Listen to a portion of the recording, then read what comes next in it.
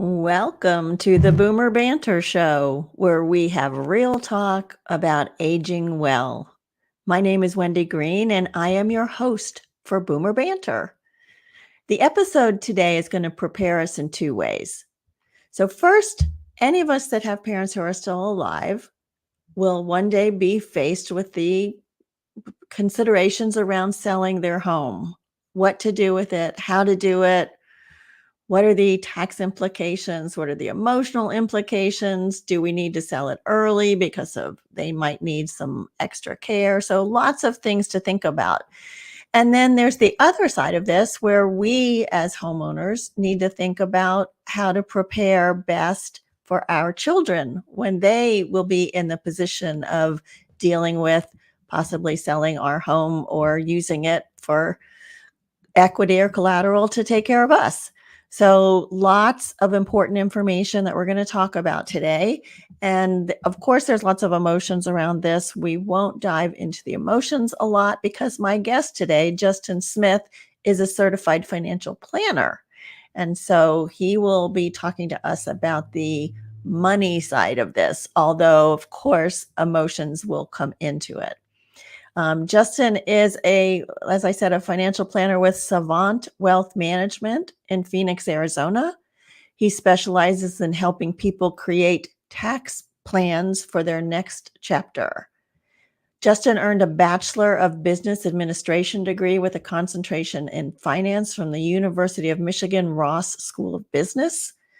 Along with being a certified financial planner, he has also earned the Chartered Advisor in Philanthropy designation and the Chartered Financial Analyst designation. So you know this man is well prepared. We have a lot to learn and unpack in this episode, but first, I want to share a couple of announcements with you before I bring Justin on. As you may know, I am doing a big push to try to grow this audience because I feel like the information that we share is inspiring and important. And so I am asking everybody who is listening today, if you are already subscribed to my email list, awesome. Thank you so much.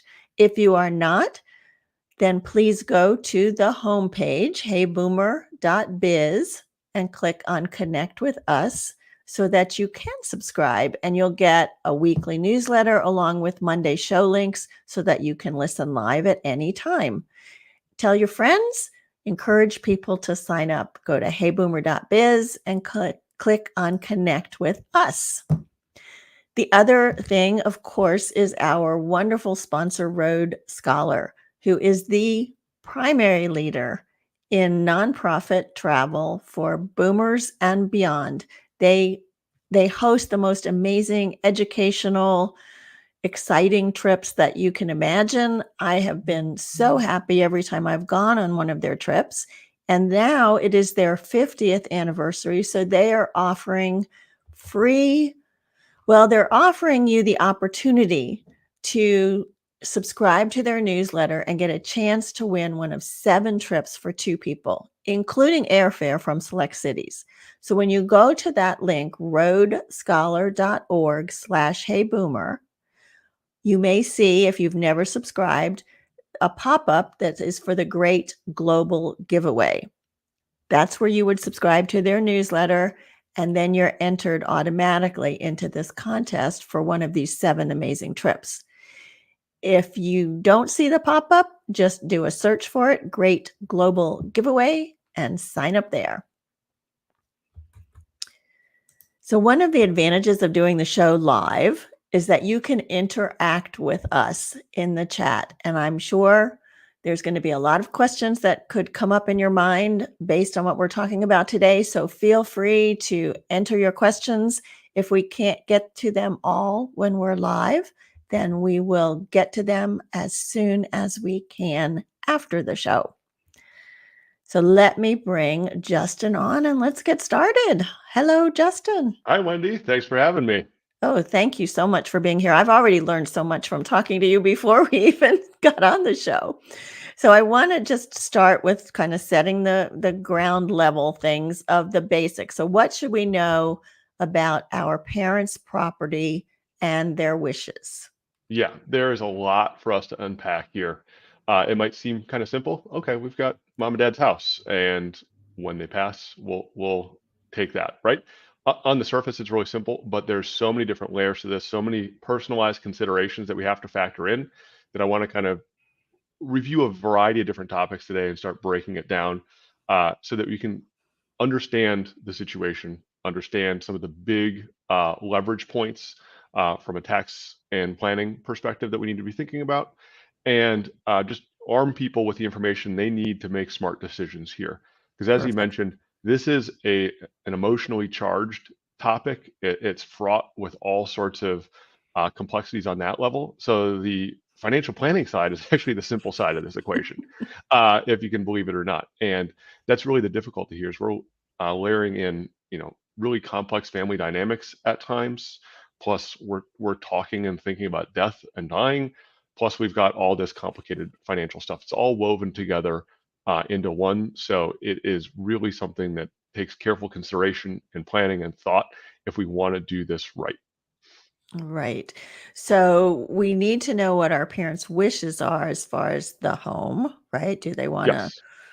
donate it, inherit it to us? Do they want to keep it in the family? Like we need to know that, right? Yep. Yeah, and that's where it all starts is, we got to take an assessment of our parents. What do they have? What resources are available to them? What might they need for the rest of their life? Mm. How much are they going to be relying on those resources? And then ultimately, where do they want them to go? And I see this a lot in my practice. Many of my clients are in their 60s, which means their parents are in their 80s and 90s, and they're dealing with this stuff on a daily basis, practically.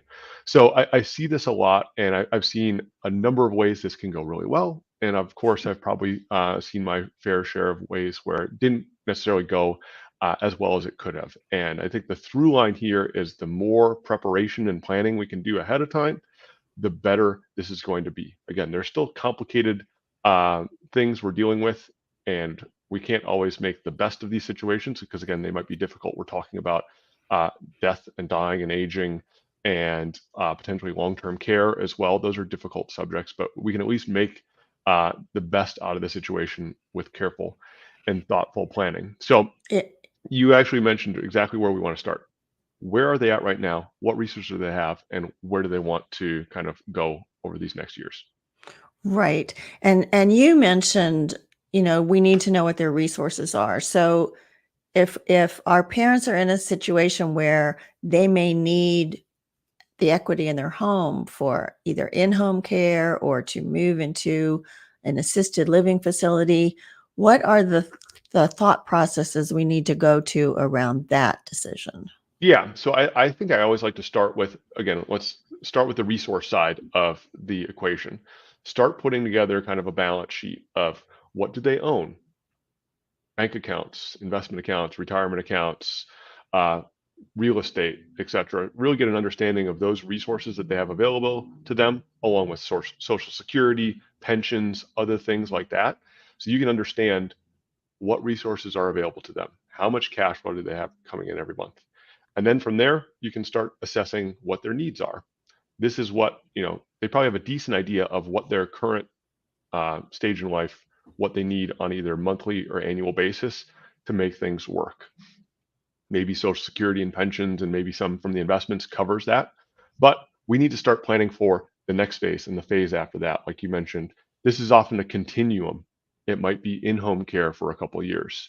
Then it might be moving to an independent living or assisted living type of community. And then it oftentimes might end in a full-time care or nursing type care situation. So we need to Mhm. kind of map out what that timeline might look like along with the costs, because oftentimes those costs can amp up and elevate for each level of additional care we're talking about. And so Sure. it's really difficult to plan, right? Because we don't know exactly how somebody's health is going to play out. Is this something that might last 2 years or 10 years or anywhere in between? We're seeing people that end up in maybe need memory care, or Alzheimer's and dementia patients need an extended amount of care over 5+ years, and Mhm. with very high costs of care as well. So there's Yeah. a lot we need to wrap our hands around in terms of what this next stage in their life is going to cost, and we want to compare that to the resources they have available to them. So I'm curious, if you're a single child, right? Your Hmm. parents just have the one child, then hopefully you can have that conversation with them. But if you have siblings, um, does just the person with power of attorney get involved with this? Do all the siblings get involved in this conversation? I mean, what is your experience with that? Yeah, I think from what I've seen, generally, yes, if it's one child, that makes it a little bit more straightforward. But the more consensus and open communication we can have on this, the better, right? Because in the back of a lot of folks' mind is that, yes, care is going to be expensive. We want to provide mom and dad the best possible care. But every dollar that's being spent on care is $1 that might not go into the inheritance bucket as well. So that's where these complex family dynamics can come into play as well. So again, starting the planning early, being as open and transparent with communication as possible is really going to be important, because um, if your brother thought in his mind that he might be inheriting X amount, and Mhm. in reality, there might be nothing left because of the care situation. That's something we need to get on the level with sooner rather than later, to prevent, family tension on top of an already difficult situation. Mhm. Yeah. So I want to ask you about transferring ownership of the Hmm. home. So I was reading something that siblings can inherit a home as joint owners, such as through a quit claim deed, or they can inherit jointly through a will or a trust. So, what are the pros and cons of those? And are there other ways that Yeah, property can be transferred? yeah. There's a lot of ways we can think about that property transfer, and again, all these components are kind of interrelated, and we just have to I kind of start know it's weaving all them all very together. complicated. Um, But yeah, the transfer of the home is an important thing to be thinking about. Oftentimes, that can be the largest or one of the larger items on that balance sheet that we talked about putting together, right? And again, we want to start with the balance sheet and the needs assessment to understand, okay, are mom and dad going to need all of the equity in that house? Are they going to need some of the equity in the house? Are they not going to need it at all? That might dictate how we want to start proceeding with transferring that home. Mm, Answering the question on how we can transfer it, that can happen a number of different ways. It can be done as a gift to one child or multiple children. That's one way to do it. Uh, if you do a gift, you have what's called a lifetime gift exclusion. Uh, Generally, for most people, 98, 99% of Americans, the gift and estate tax is not a factor, because the limit that anyone can give is $13 million a year right now. oh, okay. It's getting cut in half in 2026, but still most people uh, are not impacted by the estate and gift tax. So Mhm, gifting can be one way to transfer. Um, the other ways you mentioned are also things we need to be thinking about. At death, it can transfer a number of different ways. mm, The deed on the home can, again, be a beneficiary deed that says, upon my passing, this house goes to my daughter or my children, whatever it might be. okay. It can pass through your will. Your will could say, at my passing, my house goes to my children. Or some people might have a trust, a living trust or a revocable trust, where they title their house in the name of the trust. Mhm, And then at their passing, the house would flow based on what the trust document says. So there's a number of different ways that this can transfer, either during life or at death, and they all have their pros and cons. One thing we need to think about at the transfer at death is the probate process. So that's the legal process you go through with the state after your death that determines where everything goes.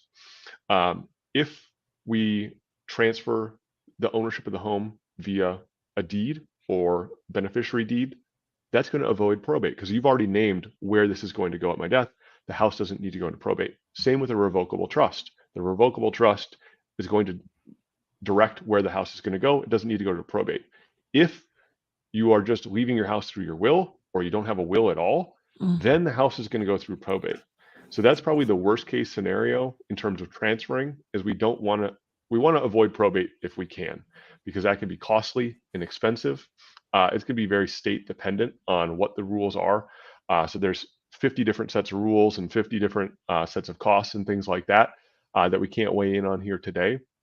But it's really important, specifically on this component, to be bringing in a team of professionals to help you think through what is the best way to transfer the title of this home, either during life or at death. An attorney is generally the person we bring in to help with that, and they'll also be able to weigh in the different considerations as well. So that's kind of mechanically how the house would transfer, but there's still even more to unpack behind when would we want to transfer? What are the benefits of doing it Right. now versus later? So there's Right. a lot But of tax planning to think about too. yeah, and I want to get to that. But this was a big takeaway for me because when I thought about transferring through the will, which is the way I have mine set up right now, then that means that until it's through probate, my kids have to pay the taxes on it. They have to pay the upkeep on it. They have to maintain the yard, all of that, so that it's in good shape to sell. So it costs them more that way as well. So Yes. yeah, so Yeah, that's because a probate can easily drag out 6, 12, 18 months, and you're gonna have court fees, attorney's fees, and that entire time where it's kind of in this transitory phase, it's very difficult to maintain, prepare to sell, rent it, whatever you might want to be doing with the home, everything's gonna be more complicated.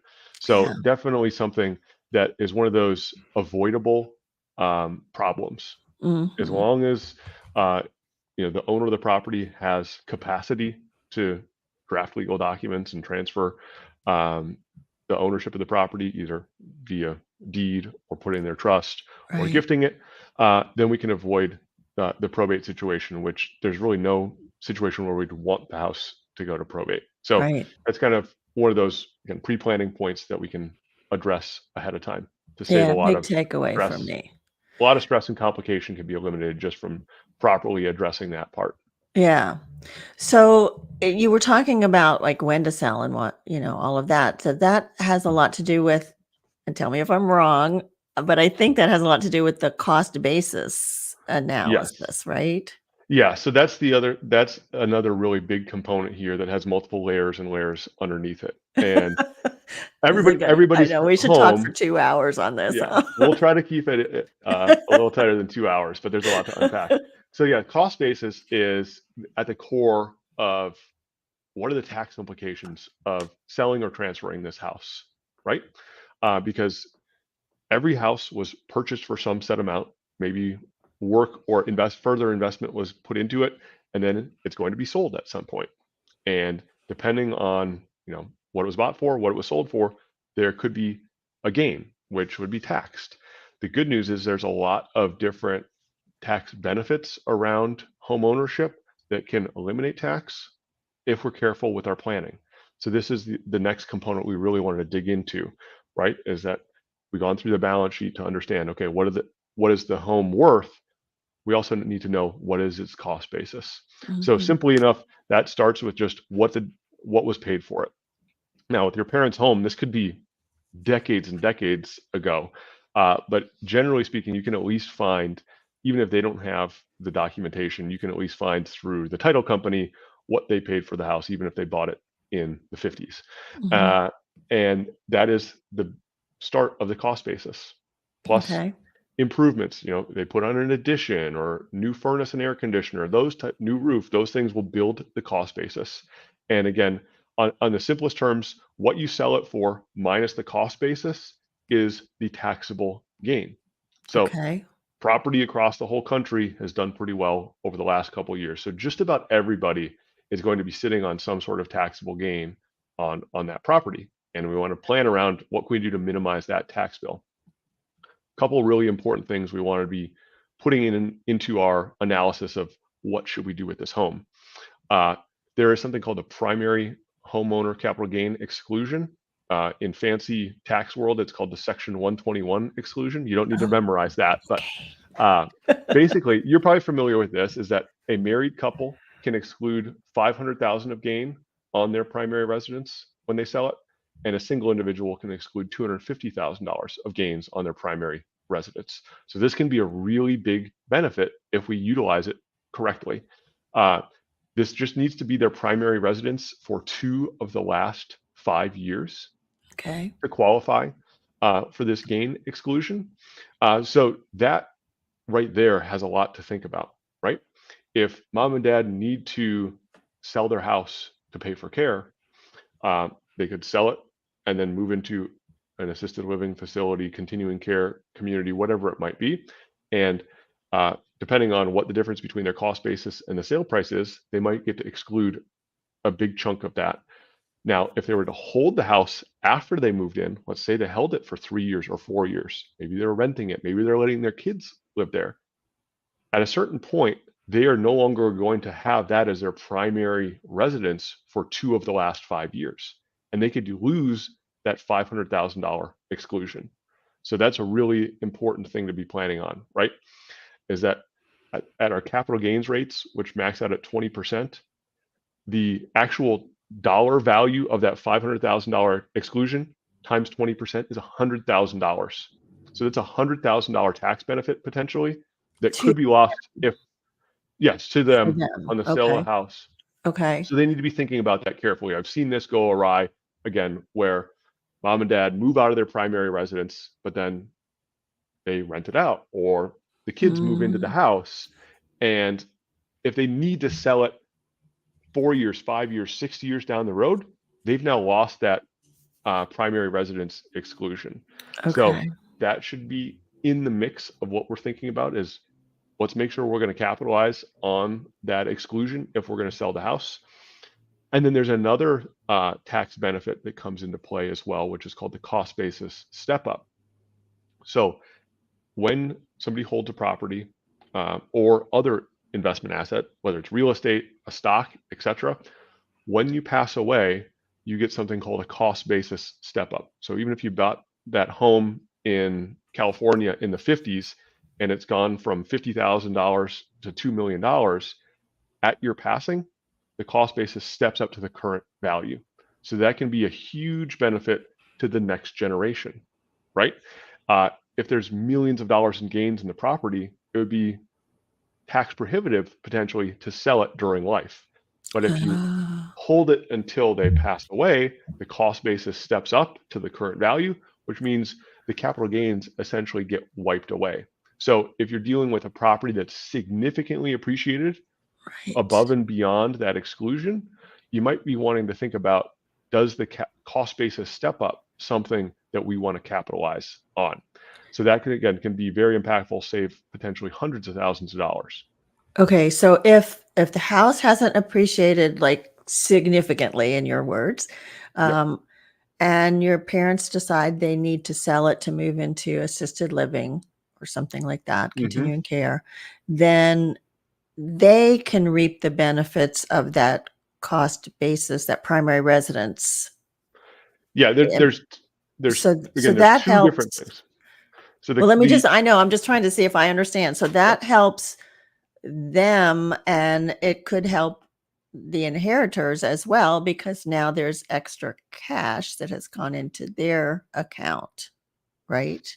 Yes. So the Okay. cost basis step up is going to primarily benefit the Yeah, next generation because it only happens at death. right. But if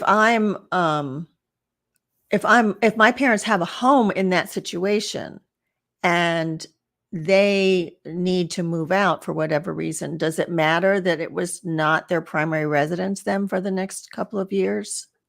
Not for the cost basis step up. No. Not for the cost basis step up. Yeah. So again, if they were going to move out and you wanted to hold the house long term, as long as they didn't need it, you could Mm, again you could use the cost basis step up to wipe away the taxes. What you'd want to avoid is having to sell the house in year 5 after they've moved out. That might be kind of like the worst case scenario. So if either they're sell it, still alive. yes. So Yeah. you either want to sell it with the gain exclusion, or you want to wait until passing to get the cost basis step up. And just to add extra complication on this, the cost basis step up is going to depend on what state you live in as well. So there are 9 states in the country that are community property states. Um, California is the most prominent of that, along with Texas, Arizona, where I'm at. So a lot of the states on the West Coast are community property states, and they actually have an additional benefit when it comes to cost basis step up.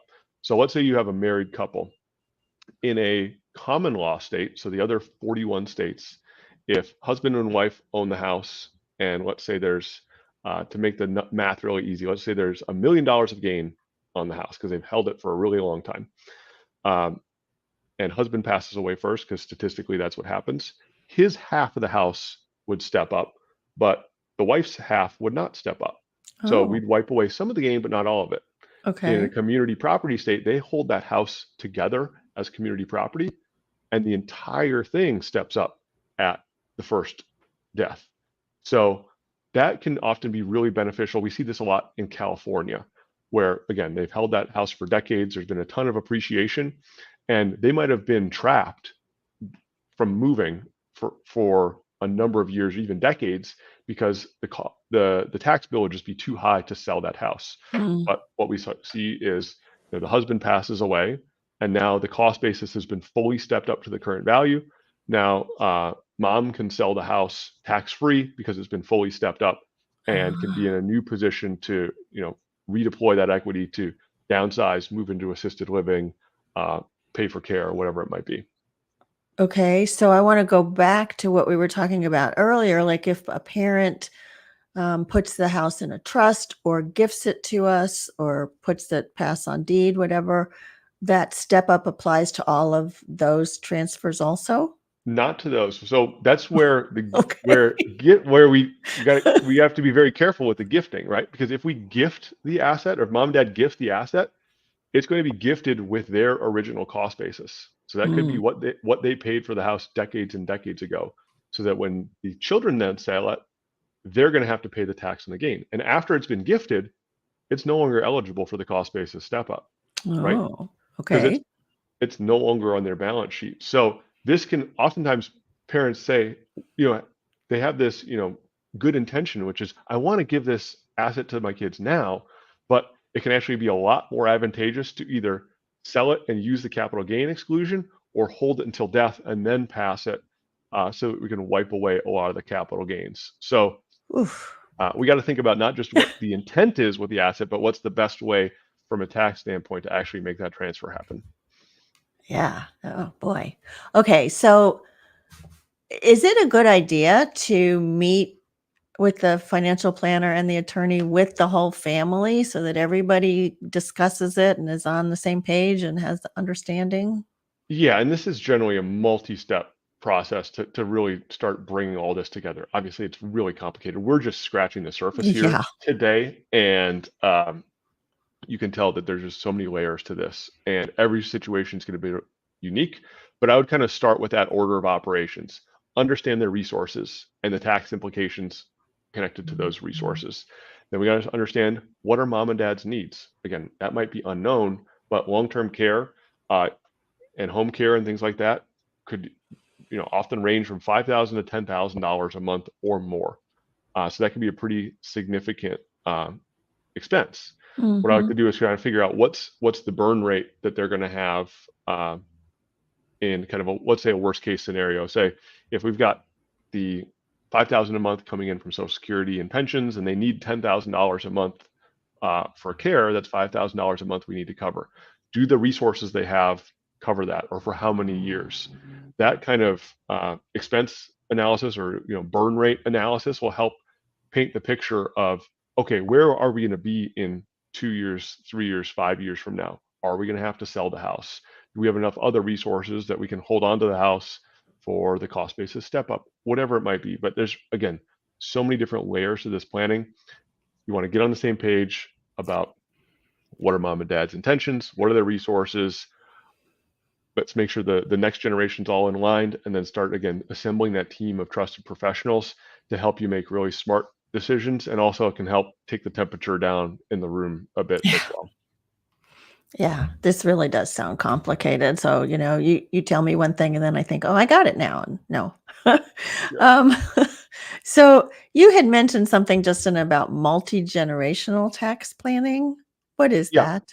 Yeah. So we've kind of already touched on it right now, right? With the gifting versus transferring at death. I consider that kind of multi-generational tax planning, right?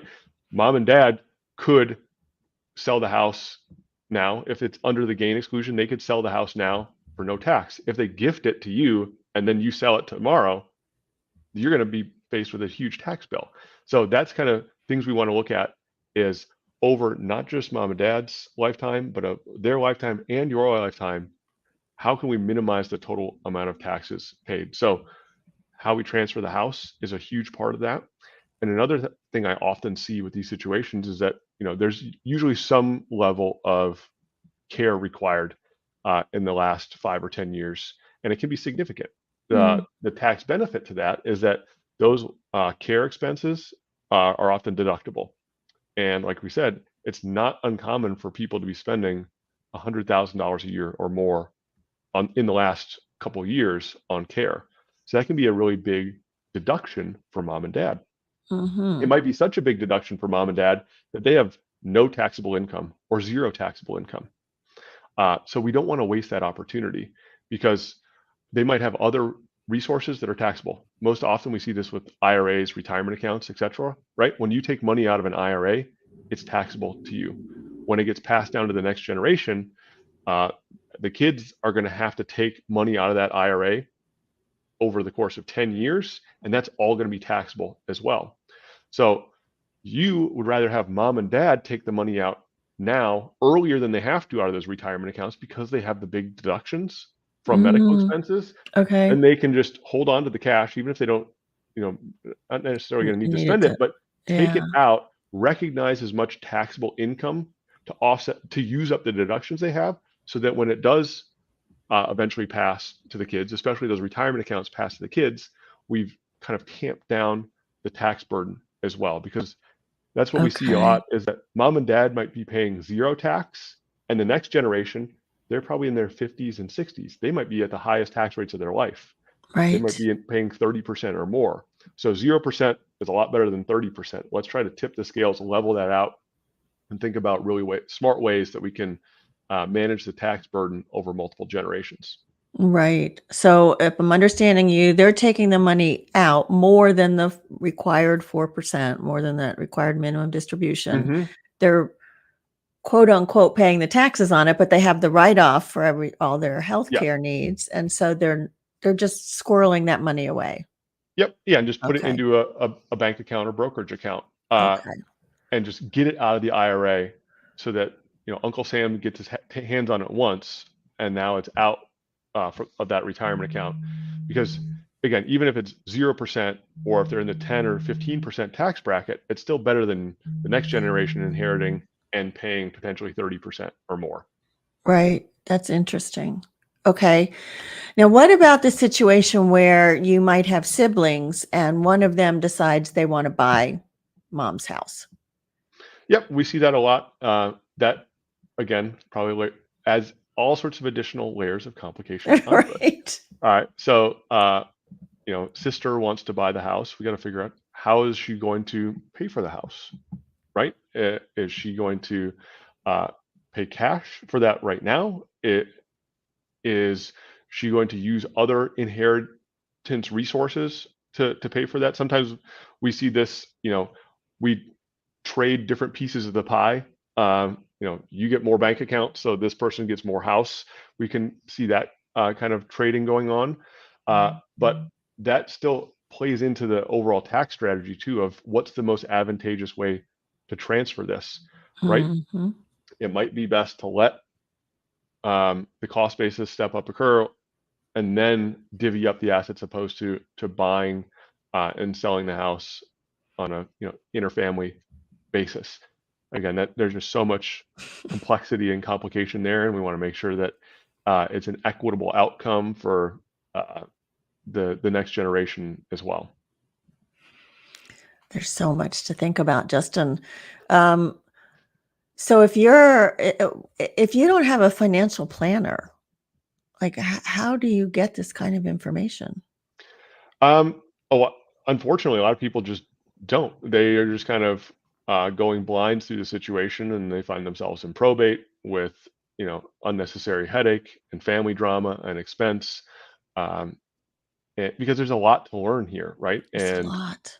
this is stuff that professionals like me and attorneys and accountants, we spend our entire careers learning all the rules and staying up to date with all the next, the constantly changing rules as well. So I think that's really, even if it seems like a relatively straightforward situation, any money you invest working with professionals is going to be money well spent in terms of uh, potentially missed opportunities or you know probate expenses that could be incurred, family drama that could be incurred. This is all stuff that's much better addressed with a team of professionals on the front end. I'm going to ask you a question that just came to mind Okay. because you have that philanthropy designation, certified hmm financial philanthropy planner. Um, so say you don't have children, but you own a house. What are the implications of donating that house to a charity of your choice?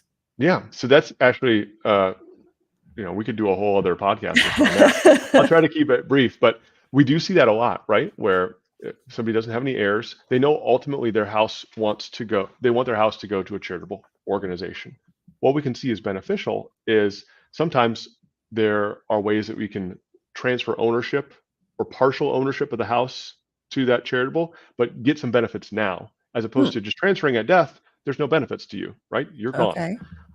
There are, however, things like you can gift a life estate to a charity, meaning you transfer the ownership of the property uh, to the charity, but you retain a life estate, meaning you get to live in that house for as long as you live.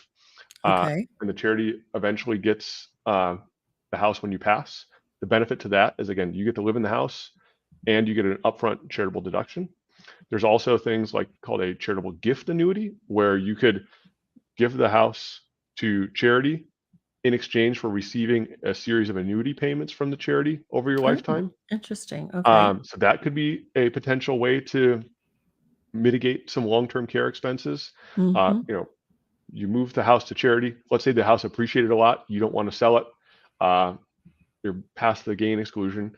Using that charitable gift annuity helps kind of stretch out and defer the gains. You get a deduction up front. You get a stream of income.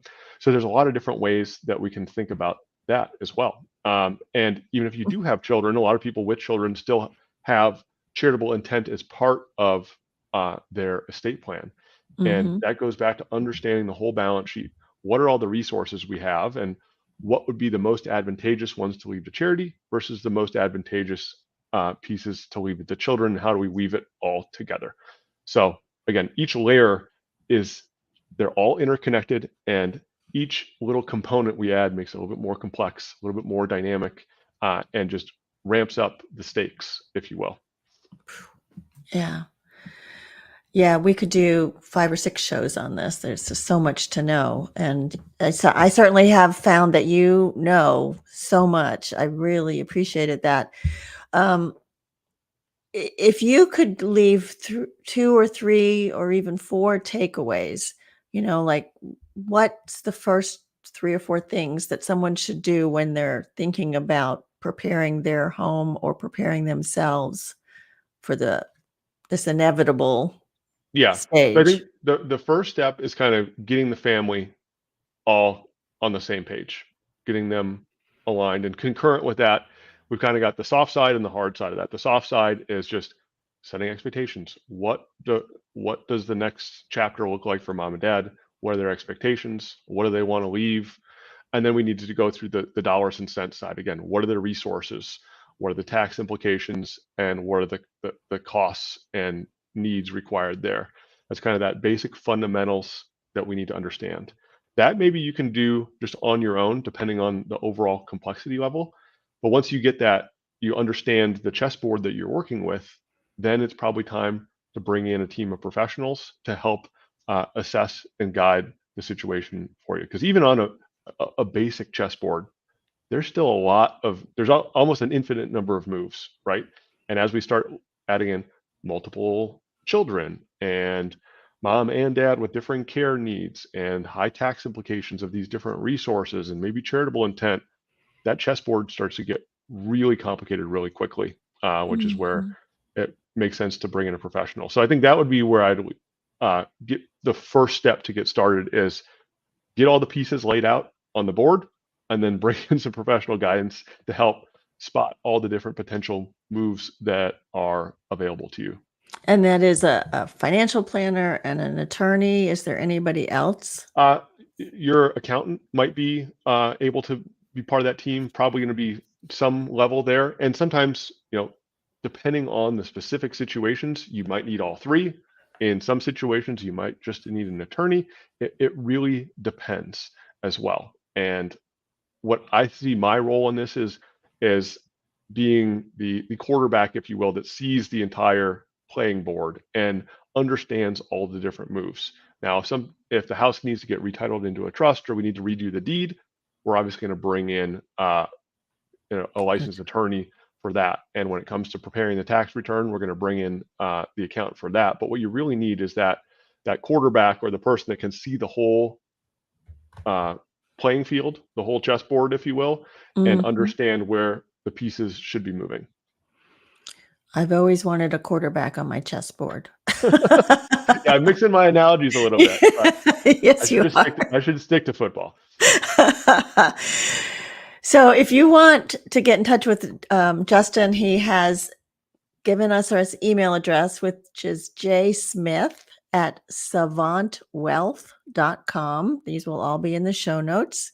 He also has shared his LinkedIn address, which I'm not going to read live, but you can see it here and it will be in the show notes. And you can find him if you just wanted to search on LinkedIn. It's Justin D. Smith, right? That's what we Yep. figured out. Justin D is D. in Smith. David. There's a handful of Justin Smiths out there. If you look for Justin D as in David Smith at Savant Wealth Management, you'll find me. Yeah. So he's a great resource. I tell you, I haven't been able to ask him one question that he didn't have some good information on. So thank you for that so much, Justin. Thanks for Um, having me, Wendy. This is great. yeah, We just barely scratched the surface, but I hope this was valuable. And again, helping you find your way through this, complex and fraught topic. There's again so much to be thinking about, and hopefully this gave people at least a starting point to get started on this journey. there is so much to think about. And it certainly has started me thinking about some things I need to do right away. So yeah. If you want to continue to get notified about information like this show, you can just go to heyboomer.biz and click on connect with us. And then you will be notified every time we have a new show and what's in the newsletter. And you can also go to roadscholar.org/heyboomer. You can check out their trips. You can sign up for that great global giveaway. Um, Everybody should do that. 7 amazing trips. So it's roadscholar.org/heyboomer. All right, so we're going to continue our talk about financial topics next week. We'll be talking to Richard Eisenberg, and Richard is the former editor for the Money and Work channel of Next Avenue. He was a guest a couple of years ago, and now he's back. He also has a podcast called Friends Talk Money, which is really interesting. And he's going to talk to us about managing money in the second half of life, making it last for the long term. We're going to talk about the strategy and uncertainty around Social Security and Medicare and strategies for saving for our grandchildren's college and how best to do that. So continuing to expand our understanding of the financial aspects of our life, which was a great start with you. Thank you, Justin. Thanks for having me. Yeah, Richard will be great too. I've always enjoyed reading his stuff, so there'll be plenty to unpack there. For sure. Yeah. So each episode of Boomer Banter is an invitation to listen, learn, and apply the wisdom gained from that episode to your own life. The path ahead may not always be easy, but it's traveled best with support and shared insights. The Boomer Banter Show is produced by me, Wendy Green, and the music that you heard at the beginning was written and performed by my grandson, who is also a student at the University of North Carolina School of the Arts. Thank you so much for listening, and we will hopefully see you next week.